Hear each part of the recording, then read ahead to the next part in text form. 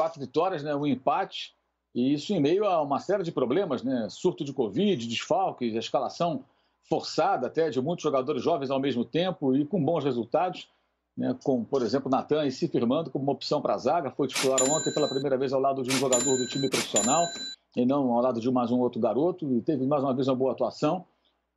Uma recuperação importante, né, o Domi fora do banco de reservas em 3 oportunidades, mas obviamente participando do trabalho mesmo à distância, né, da elaboração dos treinamentos da semana, estratégia para o jogo e tudo mais. Isso certamente ele fez, é claro, com os 2 Jordi, né, que ficaram aí no banco dos últimos jogos.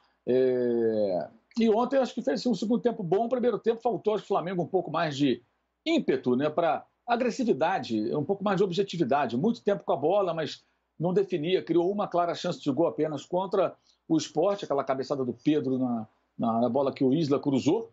E o Sport que tinha muita dificuldade para sair jogando, um time que jogava na expectativa de empurrar o 0-0, contar ali com uma certa ansiedade que poderia ser despertada no seu adversário para, quem sabe, especular ali num ataque eventual e tal e buscar um gol.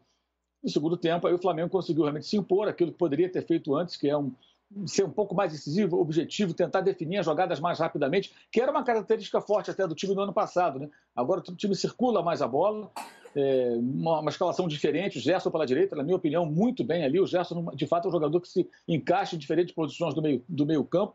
O Pedro chovendo molhado falar da sua fase, 6 gols nos 5 últimos jogos, 2 ontem, e 2 gols típicos de um bom centroavante que participa bem do jogo, faz o pivô, dá sequência às jogadas, é um jogador muito versátil, jovem, que está em pleno desenvolvimento. Foi uma vitória importante e a rodada foi magnífica para o Flamengo, porque o Atlético perdeu para o Fortaleza, o Palmeiras, que poderia ficar à frente do Flamengo, perdeu para o Botafogo, né? Então acaba o Flamengo virando vice-líder, ficando só a 3 pontos atrás do líder do campeonato. Agora será uma semana difícil, porque o Flamengo vai fazer agora jogo sábado, terça, quinta, no outro domingo, na sequência. Por sorte, esse jogo contra o Goiás, que é um jogo remanejado, né, porque o Flamengo estava lá no Equador fazendo 2 partidas pela Libertadores e não atuou contra o Goiás naquela oportunidade, é um jogo no Rio de Janeiro. Imagina se o Flamengo tivesse que ir para Goiânia e voltar, enfim. Então vai jogar agora no sábado com o Vasco no Rio, depois no Rio de novo com esse jogo atrasado com o Goiás, aí recebe o Red Bull, o Vasco é mandante, mas é no Rio, então não viaja, recebe o Red Bull Bragantino e depois sai para pegar o Corinthians em Itaquera no outro domingo. Então a sequência é bem pesada, ele vai precisar de fato utilizar o elenco e toda aquela discussão de rodízio, né? A gente vai ver agora que realmente não tem jeito, não há como escalar todo mundo o tempo todo. E ele vai precisar usar o elenco, vai precisar usar os garotos, está usando bastante. Ontem até o PP teve chance no segundo tempo para atuar por alguns minutos. É um atleta que deveria ter enfrentado o Palmeiras, mas aí deu positivo no exame de Covid e acabou ficando de fora. Acho que é uma recuperação interessante de um time que ainda está sendo reconstruído, digamos assim. Melhorou bem o desempenho defensivo, né? A defesa mais segura, não só pela boa presença do Hugo, um goleiro mais firme do que os outros 2 que vinham atuando na ausência do Diego Alves, mas também porque o time está mais organizado defensivamente, me parece que o Flamengo conseguiu se ajustar melhor nesse item, onde as coisas estavam bem complicadas, né? Não só pela goleada sofrida lá no Del Valle, mas também a maneira que perdeu para o Atlético Goianiense e em outros jogos, concedendo muitas oportunidades para os adversários.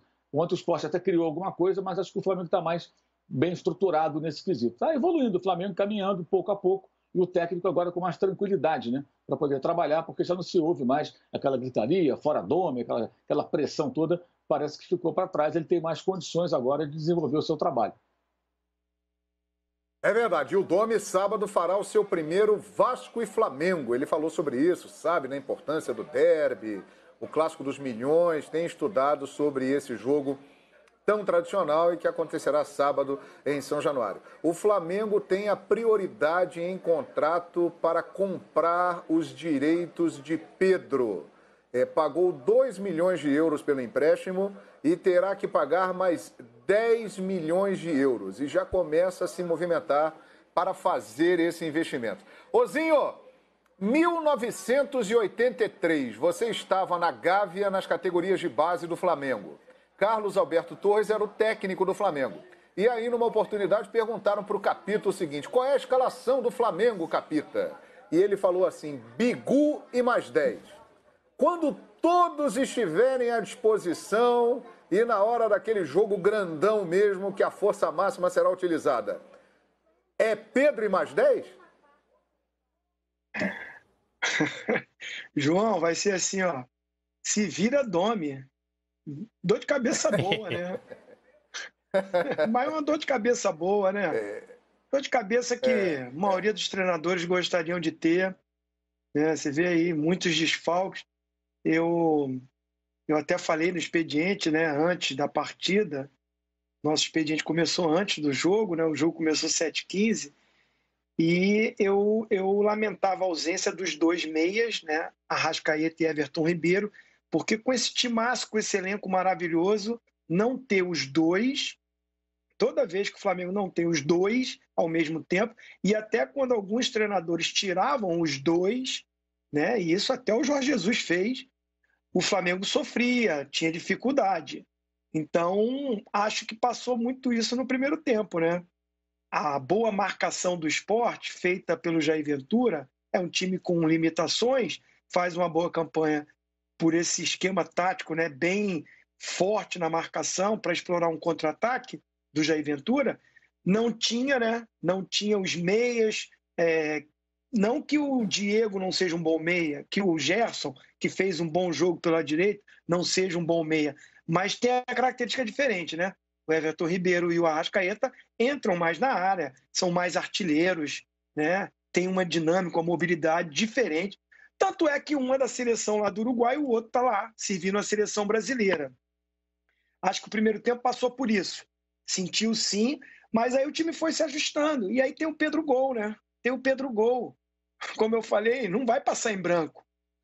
Eu vi até lá que o Fox Sport colocou, né? A minha brincadeira do Pedro Gol. Vai passar em branco? Aí, não, sim. E sim, né? Não passou em branco. O Pedro, além de fazer gol, ele participa do jogo, né? E é uma característica diferente do Gabigol. O Gabigol é aquele jogador que cai ali no lado direito, sai mais da área. O Pedro está até se movimentando mais, mas faz essa função de pivô, né? De segurar a bola para os meias chegarem. Tem um faro de gol. O Gabigol é artilheiro dos 2 últimos campeonatos. Maravilhoso, espetacular, né? Foi fundamental para o Flamengo, continua sendo fundamental, assim, vai voltar, vai jogar, mas eu vou te falar um negócio, eu acho que o Pedro, olha bem, hein, guardando as devidas proporções, o Pedro, para mim, finaliza melhor do que o Gabigol. O quesito dentro da área, finalização para fazer. O Gabigol precisa de muito mais oportunidades.